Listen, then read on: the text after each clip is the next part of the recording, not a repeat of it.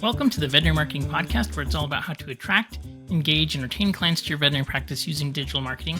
My name is Brandon Brashears, and in today's episode, we have a special guest. It is Dr. Mike Walker from Apollo Veterinary out in Wimberley, Texas. And today's episode is full of really great info. He talks about how he branded his practice, the thought that he put into how he was going to approach his practice concept. And he's been able to really grow a very cool brand and a successful practice from startup. And it's just been really cool to watch his journey on Instagram and how he's created content, developed culture, and built a really cool brand. So it's going to be full of great info if you're specifically wondering, how do you attract better clients? What kind of marketing should you be doing? What's actually working in your practice? How do you build a culture through marketing that's going to attract better talent and also retain that talent, make sure that they're good fits, and just all kinds of really valuable information. I really enjoyed this conversation, and I think you're going to like it too.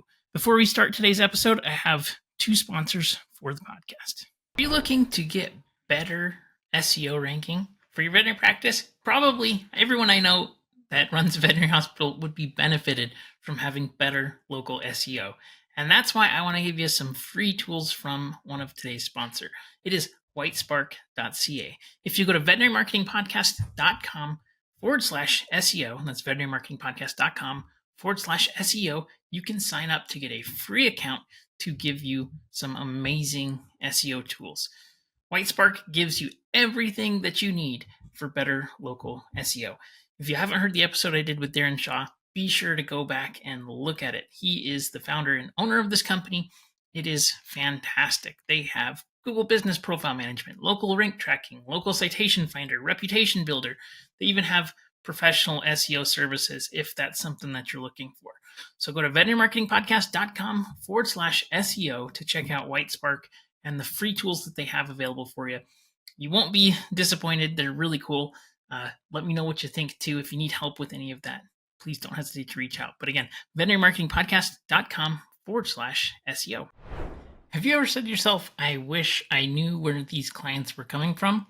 If you've ever been wondering, what is actually driving conversions in your practice, then I have something that I think will be great for you, and that is CallRail. CallRail is a fantastic tool that allows you to measure and see where your conversions are coming from and which of the calls and call sources are driving clients into your practice. CallRail makes it really simple to not only see where your calls are coming from, but the AI tools that they have that track and record the conversation so that you can assign outcomes to the calls is amazing. I highly suggest all of the clients that I have use CallRail. And if you've ever wondered, where are my clients coming from? You can try CallRail out for 2 weeks for free. If you go to veterinarymarketingpodcast.com/CallRail, you'll be able to try CallRail for yourself and finally know where your clients are coming from. So without further ado, here is Dr. Mike Walker from Apollo Veterinary. Over 3 years now, pretty much. Definitely. That's amazing.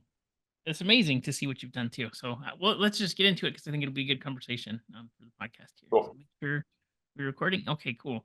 Thank you so much, Dr. Walker, for being on the podcast. I really appreciate it. I've been trying to get you on the podcast for like 2 years, at least 2 years, I think. Life gets busy, I guess. You're busy running a practice or something, I think. So it's very exciting. It's been so cool to watch you grow your practice. I mean, really incredible. So just give a quick background of who you are and how you got started with your practice and things. Yeah, no, thank you. And I mean, I hope the listeners will kind of hear how deep our relationship goes back. And but yeah, I opened Apollo Vet about 3 years ago. Actually, in September will be our 3-year anniversary. This has been a dream of mine for my whole life, actually, but I've been working on it for the past 5 years. But we opened September of 2021 at Apollo Vet in a small town right outside of Austin, Texas.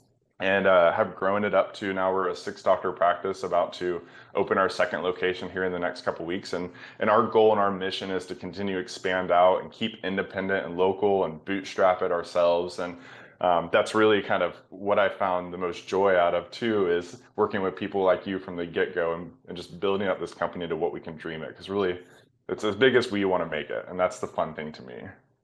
It's amazing. I didn't realize that you had 6 doctors working now in at Wimberley. That's, ridiculously incredible. So, Yeah. your practice is very cool as far as the way that it looks, the brand that you've developed with it.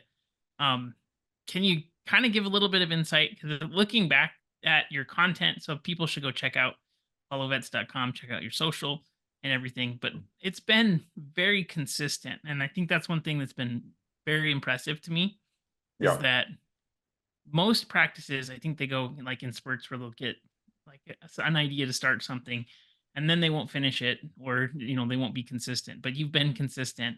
Hmm. And not only that, but the brand has been really consistent. So when you were starting, how intentional, and I know some of the answers obviously because I remember Yeah. talking to you about these things, but how did you go about really trying to define that brand? Because I think it's obviously very intentional and also very impressive because Yeah. And I see content that you post, like I would say, oh, that looks like Apollo content, right? So like it has the look, probably a little bit like on the silly side sometimes too. But yeah, but that's I good think, though. Yeah, well, for me, it is like a very holistic approach. Like we have to, as owners and marketers, consider every aspect of the business from the moment the client walks through the door to the building to the swag that we give out to the paid advertisement that we do. So for me, brand is not just what we post or the logo that we make. And even in that point, it's really intentional too. So I think what is good is starting 4 years ago when I actually starting to come up with the name Apollo and really trying to figure out a name of what I could build a brand around. I knew for what I wanted to do specifically, a multi-location company, independently owned, I couldn't have, First Street Vet Clinic or something that was very location dependent. So that immediately filtered out all of that stuff for me. And then I went through, I was like, okay, we could make up cool names that really have no meaning. They just sound fun, like some of the stuff you see out there. But ultimately, I was like, what can we create a story behind? Because for me, the story is what sells people on that. And I'll get into like kind of my mindset on who I'm actually selling to when I do marketing. And for me, it's a little bit different than maybe some other companies, not necessarily just the customer. But we ultimately, or me and my dog Apollo, came up with Apollo Vet. And because there's such a good story behind that too. It was actually my grandfather's name. He was a serial entrepreneur back in Oklahoma and had such a rich name and a rich life too. And then I named my border collie after, and really it kind of opened up this avenue to where like, hey, we can build a brand around this. It's family, it's local, it's hardworking, it's transparent. And then we expand out from there. But even down to the colors, like what colors create more calming effect, get people to come in and kind of get that anxiety and stress down. So picking nice soothing colors like our navy blue and our forest green and our tan. So the minutia of it. And then for me, like the marketing and the branding, it goes back to what are your like values? What are the pillars of your clinic that you want your staff and your clients to go through? So here at Apollo, we're at open concept vet clinic. So you're allowed to watch procedures, be with your pet during every part of the exam. They can come back when we're sedating them down. They see everything we're doing.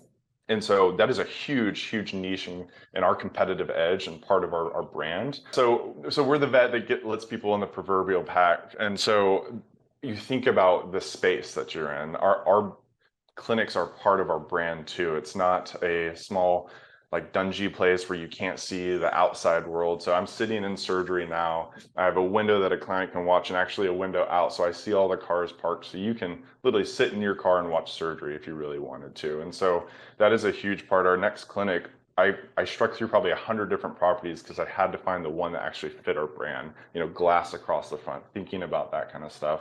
And so the brand for me, I don't necessarily, brands are nothing at the beginning, right? And so for I sure. open Apollo. It's not like we're a known brand. We're still not, we're known maybe locally. And that's the reality of it. But that's what's important to me here as far as, retaining our clients and stuff. And then we try to reach a broader audience outside of our locale. And that's for more like recruiting purposes and stuff too. And so, the main philosophy that I have is when I want someone to Google vet near me or something, we have a unique looking landing page for them. So they go to our website, they say, oh, this is like kind of a little different than the other vets. And that's the point. It's like, how can we just be a little bit different? We don't need to be like the Elon Musk or the Jeff Bezos. We don't need to be like way 100 miles in front of everybody. We just need to stop and go, oh, that was kind of different.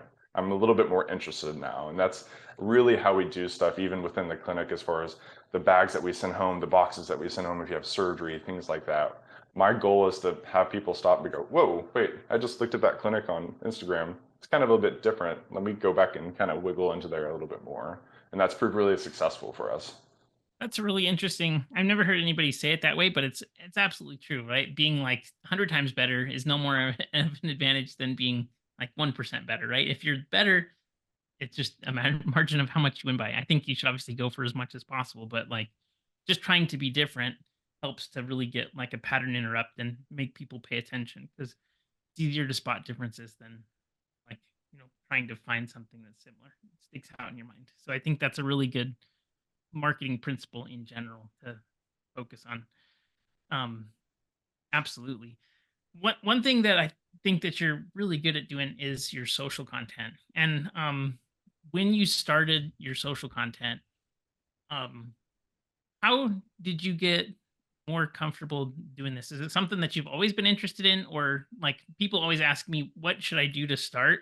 And it seems like ever since you started, you're just good at it. So was it like something that you just naturally like to do, or is it um, something that you just really worked at? Obviously, I'm sure you really worked at it, but like, how did you go about that?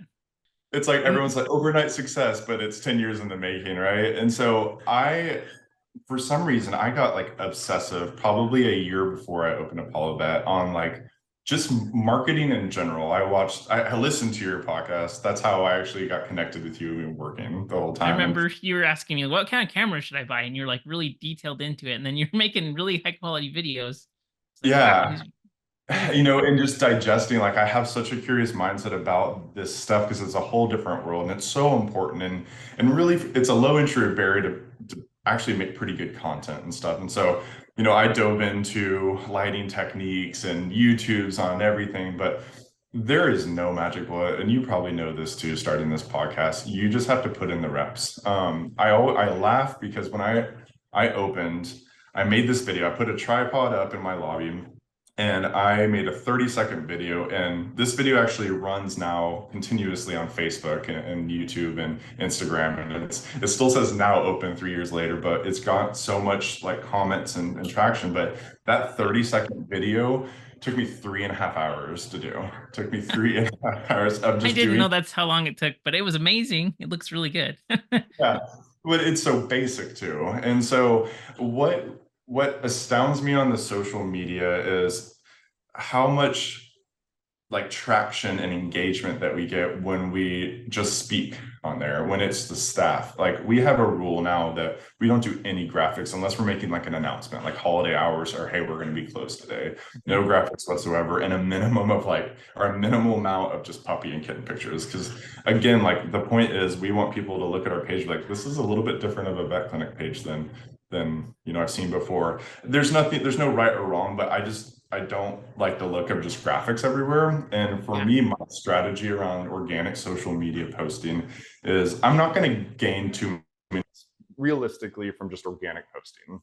We put the hashtags in, we put our locale, you know, we try to tag clients in it so they can share and repost. And so we do get some there.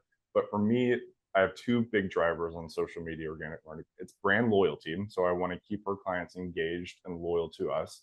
And then it's actually recruiting. Like I pretty much focus everything on my marketing for recruiting. And that's specific for my mission with Apollo. If this were my, I guess, like 40-year clinic, this is kind of, I'm going to be a small town vet. This is it. I'm not growing any bigger than this. Maybe I wouldn't do that so much, but my dream is truly to make this a vet owned multi-location practice. So to do that, I need to showcase what it's like to work here and behind the scenes. And again, it goes back to our brand of that open concept. So a lot of our pictures and videos are of the back of the team working with clients, showcasing the team. It's like we kind of always want a team member in some of the posts on that.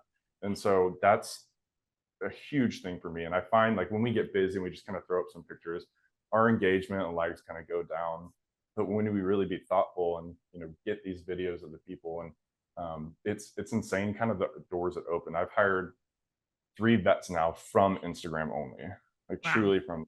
And I go to these conferences and I'm so thankful that I've never had to put an ad up for a vet. I have always been, reached out to for vet clinics, and we have a couple now on waiting list. And it's tough to say, like, I am thankful for that, but it's very intentional as well. Like, that's kind of the purpose that we do it. It's not that we just are in a magic place. No, we put a lot of intention in our meetings as far as what are we posting, what is the image that we want to put out there. It's really to showcase the culture and what it's like here. And I think that's a huge thing that any clinic can start doing. You don't need a pretty clinic. Like, looks are not everything, but it's the culture that people are so striving for these days, and a good work environment. So if you've got someone that can just turn on your phone and start posting that behind the scenes, the clients will love it, and then you'll start attracting the talent that you really want to. So, and it's really kind of nice because you talk about filtering for the clients that you want, right? But do you filter for the employees that you want too? And so our clinic is not for everybody. I've had people that start here on day one and they say, whoa, I'm not comfortable placing a catheter in front of an owner, I'm out. And that's okay. Like, it's not for everybody, but if you come to our website and go through our social media, you'll know if you do or don't want to work at Apollo Vet, And For so sure. that is a huge part of it. And it's been a big success for us to get actually recruitment in that way. I think that's a really good way to approach it. And most of the time, when practices come to me and they're looking for more clients and things, they're posting on Brandon, social. you're Yep. I can't hear your audio anymore. Okay. I can hear you. My mic's working. Let's see here. I think it switched from your lav to your, let's see here. What about now? Yep. Got you now. You good? Okay, I'm just gonna take this stuff off. This is not Okay, working. cool. No worries. I think the audio quality is good either way. Okay, And all right. I have mastering software too, so I can master the Okay, sounds still good. be consistent. But so a lot of times clients come and practices come to me and they have some social presence, but it's just generally not very like intentional with brand, and they want to use Meta, which is Instagram and Facebook, for driving clients. But I think it's pretty difficult to do from a paid standpoint unless you're going to give things away. And so Yeah. I actually think that it's a really, in my opinion, better from an organic standpoint to do exactly what you're doing. And it makes Mhm. just a lot more sense. But retention, engagement of current clients, referrals, stuff like that, and then hiring and things.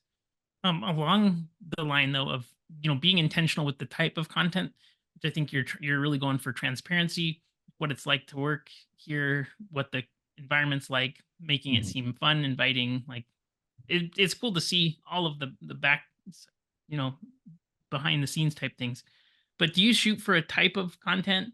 Like, are you focused on reels or posts, or is that not it's like a secondary thing? It's like, what's the best way Yeah, to? we try to post a majority of reels when we do videos, and we try to do a lot of videos. And if we do pictures, we try to prefer carousel pictures, Mhm. so get a little bit more engagement in those swipes as well. So anything that can drive engagement, and this is just purely what we've seen organically on our own interpretation of our insights on our social media. So you have to look at your demographic as well. What I am a diehard millennial, and so I live on Instagram, but I live in a retirement community, and they live on Facebook, and it just kills me. It kills me inside because I, I don't have a private Facebook. We have a clinic one, and what was so funny to me is we have a Facebook page, and so when we post there, our clients are just bombarding us there. But when we go to Instagram, our younger clients are on that one too, and it was a huge struggle to figure out and remember about our Facebook page, just because, again, I attract more younger employees here. And so thinking about your demographics is really, really important. The paid, we've done a few different campaigns, like me and you have talked over the years as far as lead generation campaigns, and they're good. They're just a lot of logistics sometimes and a Yeah. lot of heavy work. For me, it's finding, I test out different ones too randomly, and I have over the past few years as far as videos versus just a picture promoting, and I'll boost it. But again, you kind of find the video and the message, you'll find this thing that hits, and then you dive into that. And so going back to that starting video that I made, that video now has, I think, over 100+ comments on it, and it's all just clients saying, like, loved our time here, like, really great vet. It's essentially another Google review for us. It's Yep. been shared hundreds of times, thousands of likes, and I have a ton of people like, oh yeah, you popped up on my Facebook, and I want to check you guys out and stuff too. And that video is 3 years old. I have short hair. There's nothing in the lobby, so it's nothing special. It's just getting in front of that camera and getting a little vulnerable. But for our strategy, yeah, we we'll post reels, and then about 10 to 15 minutes later, we post them on our story, because a lot of people just don't go through your story feed. So you want to make, or your normal Instagram feed. So you want to make sure you're reminding them that you posted through your story. We use Meta Business Suite, so we're able to post on both our Instagram and Facebook page and not have to do that extra step, which has been really helpful for us to keep up with our Facebook page. And then, yeah, what's really exciting to me, and I'd love to hear kind of your feedback. We're going from more of a small town. Our second location is now going to be in the Austin Metroplex. And so we're doing similar marketing, but it kind of opens up a new avenue of social media marketing that we haven't done yet, and I'm starting to engage. So I'd love to hear kind of your thoughts on micro hyper local influencers and kind of utilizing those for brick and mortar services, and what you think is kind of the right and wrong way of doing that. I'm going to be a So little I self. Yeah, definitely. Well, so with the hyper local influencers, I think the smaller the niche that you go after, the more effective it is in general. Um, Mhm. and I've done brand deals where like we target specific influencers and things. I think there's just a lot of opportunity for it. It is, I would say, measured by engagement. And so going through and stalking posts that they've done where they're like, let's say they're at a local Mhm. donut shop or something and they post it, but looking at or local businesses, and then really like looking at the people that are liking and commenting and seeing just like as a kind of survey of, hey, like they had 400 likes on this, looking through just a sample of them. They're all Yeah, local people, and it's just like kind of quality control for that. So if you're gonna do partnership deals or ask them to share things or give them like free service in exchange for type of a thing, um, yeah, really diving into their typical content and seeing if the engagement would be worth whatever you're giving. But yeah, usually, the smaller, the better in general, because it gets very expensive for larger influences, and yeah. it's just so diluted that it doesn't really make sense usually. Well, Um, yeah, it does, like it's cool. Like we had a post go viral, and I think it had over like 1 million views, and then we got a lot of followers from around the world. It's like that makes us feel good, right? But it yeah, doesn't really do anything for the business, if we're being honest. And so for me, that and the numbers really don't matter as far as the followers. It's, do they have good engagement in that area? And then what I have found just talking with a couple now, it's like they're way more willing to do deals too, like not necessarily money back and forth. Like we're engaged one of our clients that is kind of a hyper local influencer at the area of our new clinic, and just having that like honest conversation. I go, I have no idea how this works, but like you look like you're really involved in the community. I love, like, what we do here at Apollo. Like you're passionate about it. When you come here, you post on your stories and stuff. Like you got 2 dogs. How can I help you? And you help us, kind of thing. And yeah. really conversation has come from that, but it's a whole new territory for me personally. Eh, Um, I guess it goes back to your brand too. I see some like bigger clinics and corporations, they'll get the influencers in, and they're voiceovering these baby like childlike voices and stuff. That for me, I don't necessarily like. I like the yeah. more approach where it's a true client testimonial. Like, hey, I came here, like this is my experience. This is how it was so different from any other place that I went to. Check it out. Like just come check it out. And again, our theory here is if we can just get them in the door and they see how the process is and how it feels to have their client journey through here, they're going to stick. And that's usually the case once they get the kind of the Apollo way, is what we call it here. Yeah, I think that's probably a much better way. And also, uh, if they're smaller, like super micro, they'll probably just be more open to doing it as like a, yeah, I had a great experience. I'd love to share it Yeah. type of a thing. Um, Yeah. but I think the major difference between your two locations that you've got, it's very similar to like what Cody had up in Canada. Yeah. In that they're just completely different demographics, right? Like suburban, small town versus you know in the city. There's no parking. People are wondering, like, do I have to pay for parking? Is there going to be parking? So there's just a lot of differences in terms of client values and like also objections and things like that.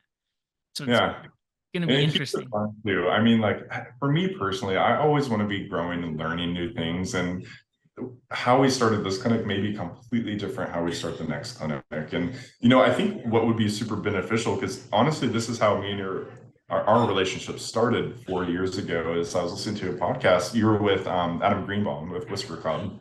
Mhm. And you were talking just like, I think it was a conversation, if I were a new startup, how would I start? And so I'd love to hear, because I talk with a ton of recent grads, vet students nowadays, and vets that are just looking to do startup. Like in 2024, if I were to start a clinic and assume this is around a semi-large populace, so we're talking small animal metropolitan, like what would be your kind of recommendations as far as starting to market to get clients in the door? Yeah. So actually, I got this idea from Michael Shirley, who's been on the podcast. He did a really successful grand opening where he did a list building tool where it was giving away vaccines for life for one person who was going to come. So like you have to come to the grand opening to be entered to win. Go to all of these stations, which were highlighting all of the services and Mhm. like showing. So you had to walk through the clinic, and then at the end you could submit for prizes, and also one of them we're going to win vaccines for life of the pet, Oh, interesting. which is Yeah. pretty cool because it's a very high perceived value, right? But it's low cost to administer, so it's a really good prize. And on social, that's actually one of the things that we've been testing with lots of different practices. Or like one person's going to win a lab, like Mhm. lab panel that's really expensive. Um, when like all these different types of prizes, but vaccines for life seems to be the most highest perceived value, like easiest thing for people to sign up for. Yeah. And then you can frame it a few ways, but really building a pre-list for pre-opening, or as you're opening, like the first 3-4 months, you have that grand opening special Mhm. promotion that you're doing list building for. And then I think still Google Ads are the best in terms of driving new clients in the door, relative to other types of industries like HVAC even is $40 to $60 per click. And so Mhm. most veterinary practices and markets are $2 to $3 per click for Google, and that's really high quality traffic. Yeah. And so you can get tremendous amounts of new clients coming in the door.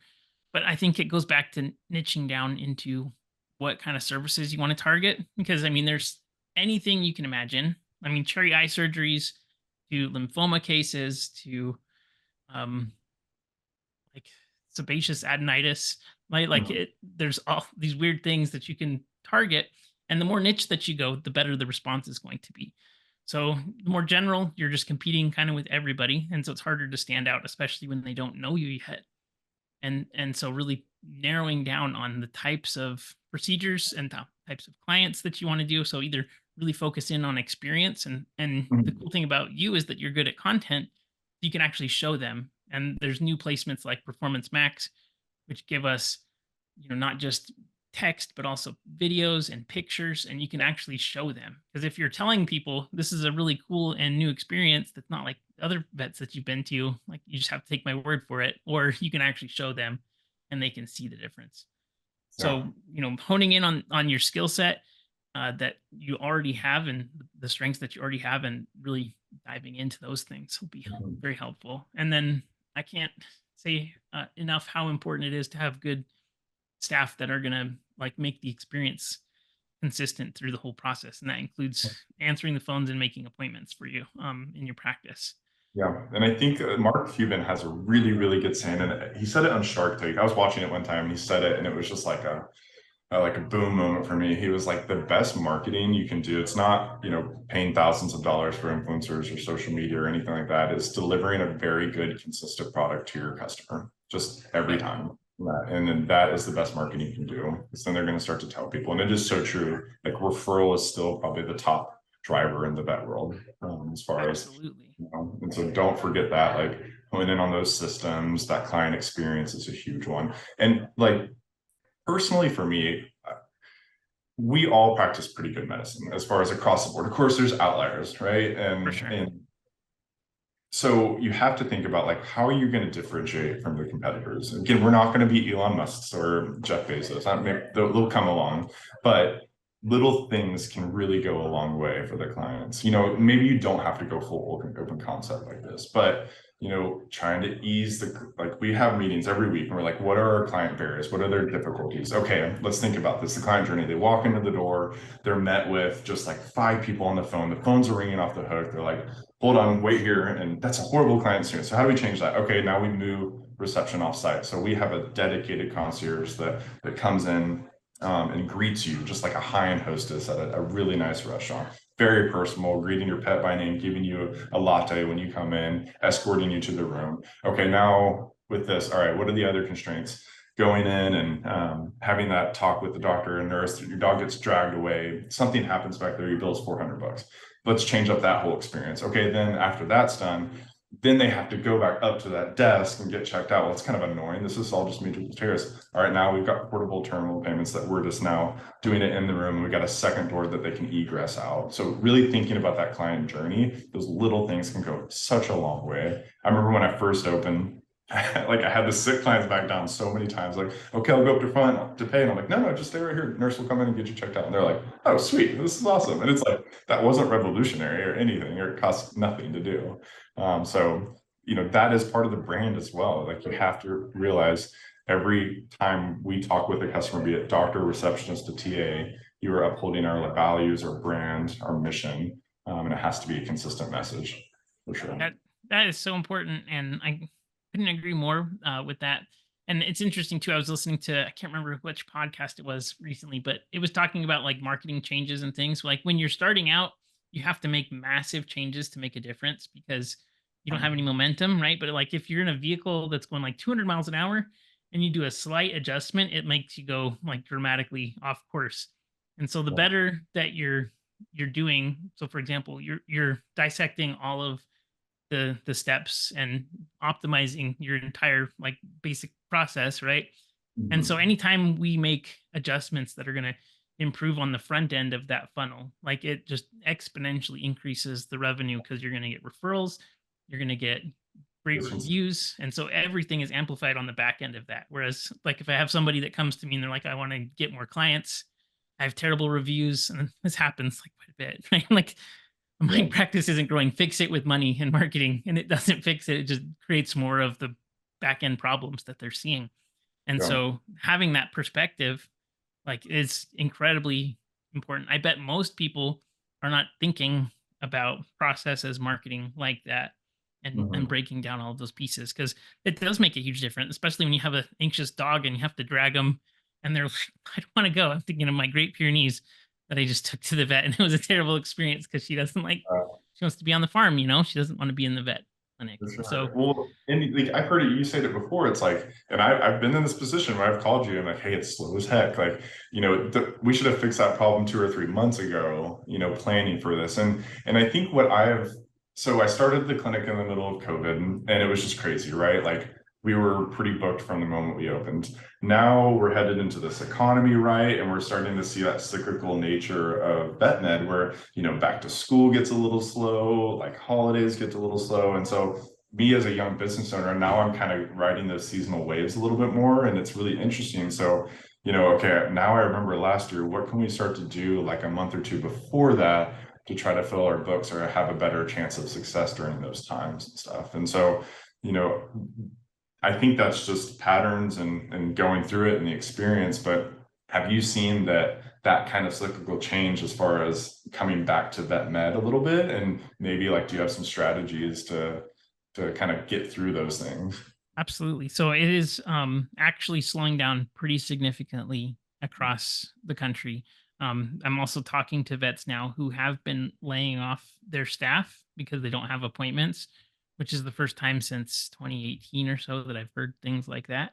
Yeah. So, um, markets that are a lot more seasonal are also seeing bigger swings. So Florida is one like clear example that their summertime is slow, and it's slow this year comparatively to uh, previous years. And so keeping like if you have appointments open, um, I would suggest number one, have a traffic plan in place that you can turn up and turn down based on need, right? Because that's scalable. dependable. We know we have benchmarks for what kind of traffic we're getting right now, and we can increase it. So that's really important. Knowing kind of what levers to pull to get more of what you're looking for. Very, very important.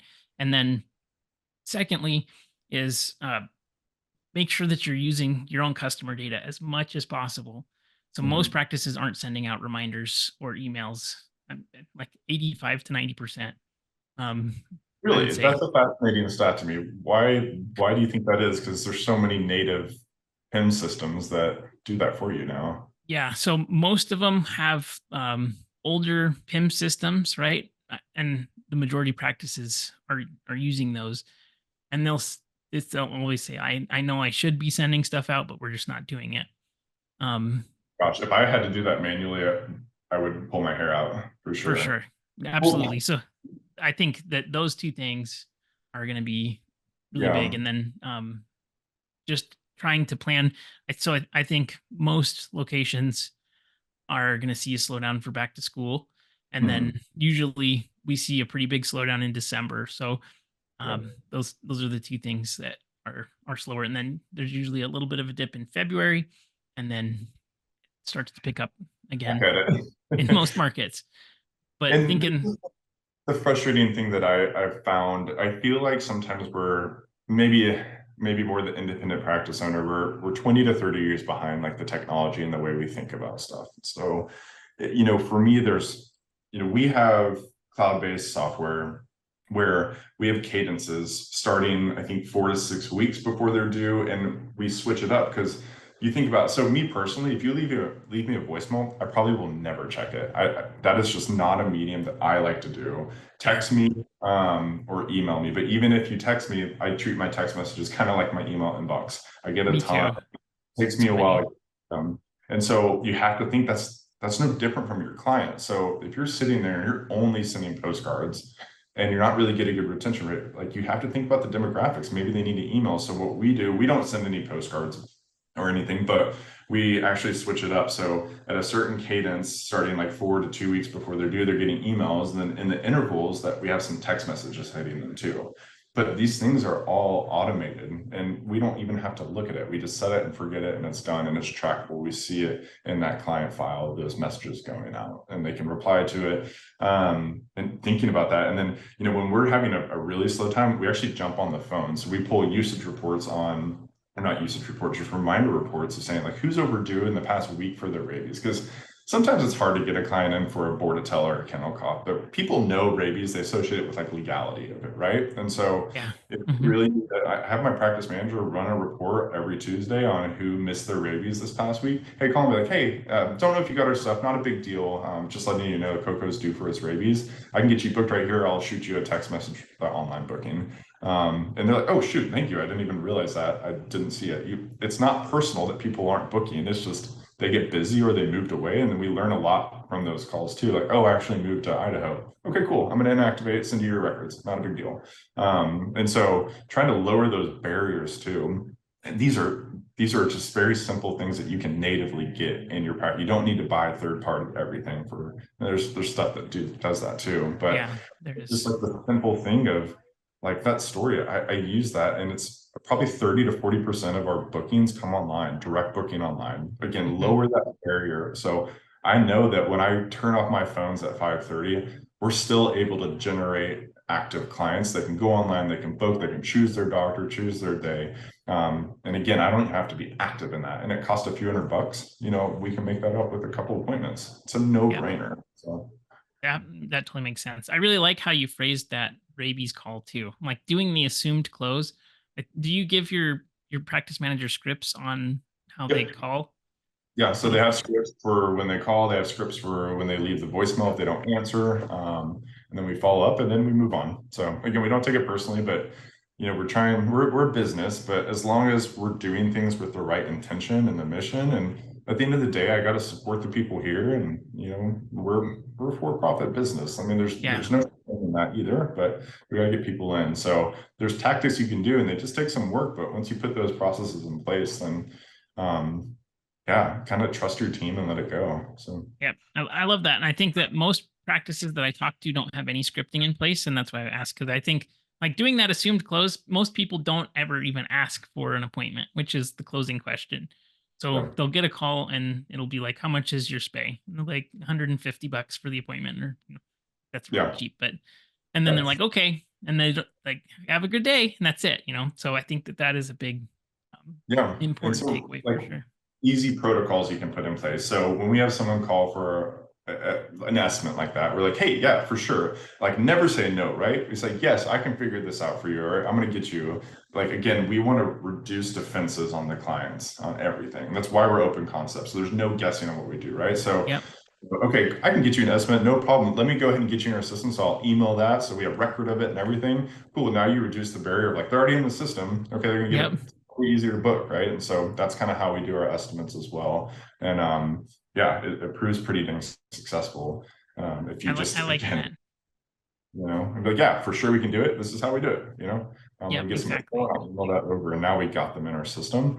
And we can ping them again if we want. So, Very and cool. then there's other things too, like there's the data doesn't lie, and there's reports for everything in the PIMS. And one of our cool reports that we can do too is we can pull estimates that we've made over a certain time period now. And this is kind of going to be like an ace in the pocket for me if we're really getting kind of slow, or say surgeries or something like that. We haven't delved too much into it, but just kind of thinking out loud on stuff. So we've been playing around with that idea. We can say we sent an estimate within a 2-week time period in the past 2 weeks. I can pull a report now on my PIMS and see which estimate has been flipped over to an invoice, meaning that patient came in, did that service, and gone, and which Yep. estimate is not open. And so now I can send that list to one of my lead techs and be like, hey, why don't you give these people a call? They must have questions. So, hey, do you have any questions on that dental estimate? Let me walk through that for you. Cool. Like maybe there's just some confusion on it, or hey, that price was too much. Let me talk to the doctor. Maybe we can, go to more of a plan B. Cool. Then maybe if we can get 25% booking off that, that's amazing, right? But you're sitting on a lot of like gold that you don't even realize in the data, but you have to understand it. And one practice that and this is kind of a cool conversation I wanted to have with you too, is I'm going to a workshop in Vegas next week on scaling business and stuff. And part of the homework that we had to do before was calculate our client acquisition cost. And so they make you take all the marketing that you do in a year and divide that just very simply by how many new clients you get. And so you get a really rough number of your client acquisition cost. And I think ours came out to $25 and something cents on there. And so this is very different from what you said earlier, that cost to click is 2 to 3. That doesn't mean you get a client from that click, right? So this Yep. is the number of the money that I put into marketing. That's how many clients I get out of it. And then there's kind of a whole world that opens up then. So now, okay, if I spend $100 on marketing, I should get 4 new clients. Okay, now what is the lifetime value of a client? We're looking at thousands of dollars. Then it's kind of becomes this whole machine that you can't go wrong as long as you look at your data. And so that's why I kind of And doing. definitely. And that's one thing is most people try to get their costs down as much as possible, but in reality, the person who can pay the most to acquire customers is going to be able to be in business longest instead of racing to the bottom. Yeah, for sure. So Yeah, sorry, freezing. understanding your numbers is incredibly important. Oops, got it. So I think hopefully the PIMs are coming around to being to the point where we're going to start be able to put that customer data back into Google and then match our conversions. Yeah. And then Which that's is, what, even if you're hearing this and you're like, man, my PIMS doesn't, that's a P&L thing, right? You just pull your yeah, P&L trail here and you see like, your marketing cost, and every PIM should tell you how many customers you have or new clients you've gotten in a certain time period. I think that's pretty universal. And so they're pretty simple calculations. You don't need the latest tech to do this stuff. And yep, then that just gives absolutely. you power, because I feel like, I did the same thing when I started, and I talked to so many vets now starting clinics, like, how much do I spend a day on Google and stuff? And like, where is even the benchmark and stuff? And for me, I think a big thing that I would just tell people is like, just farm out what you don't know. I do not know anything about placing Google ads. You know everything about placing Google ads. So I'm going to hire you to help me do this and not have to hit that brain space. My focus now is on the client and stuff too. I remember we had me and my marketing coordinator here at Apollo, we had a meeting a couple months with you. And you're like, oh, by the way, did you hear about the new changes on Google Ads? We were like, excuse me, what? We learned a whole new thing that is completely changing the landscape of Google ad running. We had Yeah. no idea who told us that. So So like, don't try to do everything either. definitely. Well, I guess one question that I have for you is, what is a marketing activity that you were surprised were so successful for you, and that you didn't think would be such a good thing to do? Honestly, and this is very location dependent. The place that I started, Apollo, is a very, very strong community. And so we talk a lot about this like digital aspect of everything, social media aspect of everything, but putting dollars into the community and actually showing up, I think there's a big difference. For example, say you're moving, right? And you have two friends, and some guy's like, okay, I'm going to give you $5,000 to help you move, Brandon. Like, here it is. Cool, thank you. But then you have your other friend that spends that whole weekend lugging things out.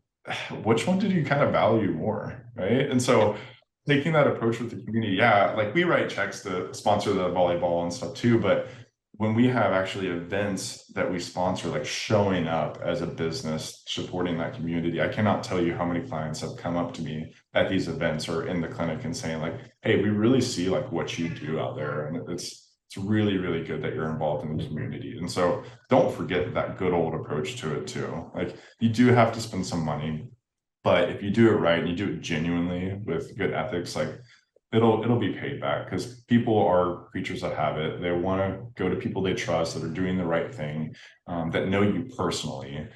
So that was a big surprise of like the more we put in the community, the stronger our like ties to everybody has been. And don't like, we have our own issues here, right? We have the angry client every now and then, but we sit down and we talk to them super transparently about it. And 9 times out of 10, we're hugging at the end of it and I'm booking their next appointment and stuff. Because that people just want authenticity, I think, is the biggest thing in this world. It's so hard to get that from some large companies. And I think local and independent practice owners can be the epitome of showing authentic, true selves in their business. Like, we are not perfect. We mess up all the time.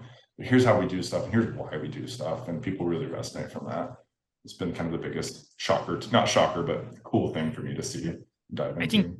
that's really overlooked in digital, because I mean, marketing has almost exclusively digital focus now, and so I think standing out by engaging in the real world is really important too.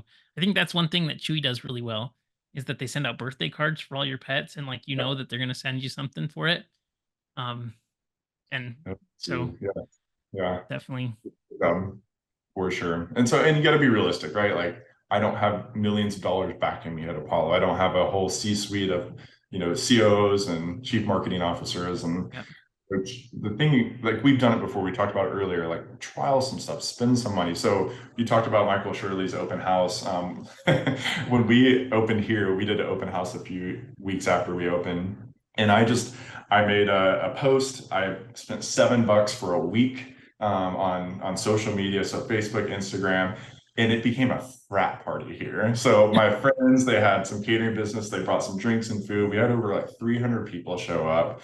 We had grand prizes, so you had to stay to the end for everything from like Antec through in lab things. We had local businesses bring baskets and stuff. So we raffled off probably 10 different prizes and stuff. And it was so much fun, but you kind of got to be careful too. I think some people had to be driven home by the end of it, but like, okay, you think about it, like I spent probably $1,000 on food and stuff, and then $40 on Instagram ads, and we got such a cool turnout, and it was just like shoulder to shoulder in the clinic with people in here, and it was so much fun, and that, like, I think really helped us get kind of a ties with the community right from the get-go. So again, like, that wasn't organic. I spent some money to do that, but it's not that expensive in the grand scheme of things. So one thing I would ask you, you talked about a few years ago about this, percentage wise of revenue. I think, vets probably spend under 2 to 1% of their revenue on actual marketing. I mean, we try to go up to that 2 to 3%, and you can get a lot of bang for your buck, even getting up to like 3%. So what is your kind of new benchmarks with changes on Facebook and Google? What do you think we should be spending percentage wise against revenue? so I think most people will say about 3% of revenue that are like Mhm. financial planner people. I don't usually approach it from that perspective. So you mentioned your cost per acquisition across all of your channels was about $25. For Yeah. most client data that I see where we have like call tracking in place. Like that's the benefit of having just like, a lot of ad spend that I'm Mhm. managing. I can see kind of what people are doing based on market, people that have better tracking, people that don't have such good tracking. But Mhm. for your practice, I would probably say we're at about a $21 or so cost per Yeah. appointment, right? And so based on your cost per click in your market, your competition, things like that, we'd say, okay, like we have 4 to 5 openings per day that we need to be filling. Okay, so cost per client acquisition, and then how many appointments we want to fill. And so it's Yeah. going to be kind of that kind of a benchmark rather than, That makes sense. and then at the same time, like making sure that all of our organic is optimized, all of our social is optimized, and then hopefully over time we can increase, especially with new startup practices where you don't have the traction with reviews and ranking on the local Mhm. side, leaning more into paid and kind of covering for the lack of organic, but then scaling back as you're hitting your goals and your Yeah. clients and all of the referrals and things that build as you open. Yeah. Um, I Definitely. think it's super smart. It's again, it's like get them with the ad, get them in the door, and then with the ad, they'll go to your website or social, and then it's like, win them there kind of thing. And, Yeah. changing your website's an easy thing these days, and don't try it. Like, I hope a lot of the clinics aren't trying to build their own websites. Like, it's so cheap just to have a good company do it. Yeah, most are not, so that's good, definitely. But I Yeah. think that thing that you said about follow up is so insightful. Nobody does follow up, and also the genius of putting them in your system when you're talking to them. Like, there can't tell you how many times, especially with euthanasia practices, where you have a euthanasia practice and they'll get a call. They're not sure if it's time or not, and so they'll kind of consult on the phone, and then they just won't ever follow up. They're like, "It's I'm here and open." But imagine if you just had your receptionist call back and say, like, "Hey, just wanted to check in on your dog, see how things were going. I know it's a tough time for you." Like, there's Yeah. no chance they would go somewhere else. They want to, like, if you're trying to differentiate based on we care, sensitive, right? Same thing with like we're following up with your pet. That Mhm. they came in for this invoice, this estimate for a procedure. Wanted to make sure you're getting the service that you need, type of Yeah. thing. Yeah. So And it goes down to just like creating processes in your business and stuff too. And so we have an offsite, back end DVM assistant that handles all of our, so we do ads for at home euthanasia. That's yeah, a nice competitive like niche that we found as well. And so, she's in charge of coordinating all of that. So pretty much nowadays, and we have a lane, so we run ads on Google for in-home euthanasia. And then we have that clicked, I think, to a landing page now on our website where one of our doctors acts like a video, right? And so she's going through, this is how we do euthanasia, it's the benefits of it at home and stuff at Apollo, and then they get followed up. So it's creating that system and processes and really getting those conversions as well. But again, it's like the intention of it has to be right in yeah, any decision you make in the world, right? So the intention, the difference between manipulation and help is intention. It's like, what is your intention? We do want to help these people. I do want to provide a life for my employees too, and so we can do that together and not be shameful about making money, and we can help people out, both our clients and our employees. So yeah, I think there's a lot of like weird money talk around vet med and stuff too, but you have to shift your perspective on how you do and why you do these things. I think the why is so important. yeah. I totally agree with that. And you can't pay your staff what they deserve if you're not charging. Yeah. And so that goes back to finding the right clients who are happy to work with you and like they're delighted to come in and pay what your cost is because you're giving them the service that they want. So I think that's right on for sure. Yeah, for sure. So how can people get in touch with you, especially if they want to work with you? Oh man, I live on Instagram, so Dr. Mike Walker. That's where I live. Our Instagram's Apollo Vets and that, and so just DM me anytime. I'm probably too much of an open book with vets, so I will go through how I started and costs and everything, and I just find so much passion in sharing like what my experience. And again, I always tell people like the way I did it is not the right way. It's not the wrong way. It's just the way I did it. Yeah, I royally messed up 100 times and will continue to do that. So if you can yeah. learn from something, do it your own way, that's awesome. So it's reach out and I'll give you my phone number and we'll talk on the phone. Okay, cool. Well, thank you so much for generously sharing. I think you're doing amazing things, and I'm excited. We'll have to have you back after your second location Awesome. I'm is sure we'll be talking soon about the new clinic anyways. So thriving. Yep. Well, thank you appreciate it. for Of course. Thank you.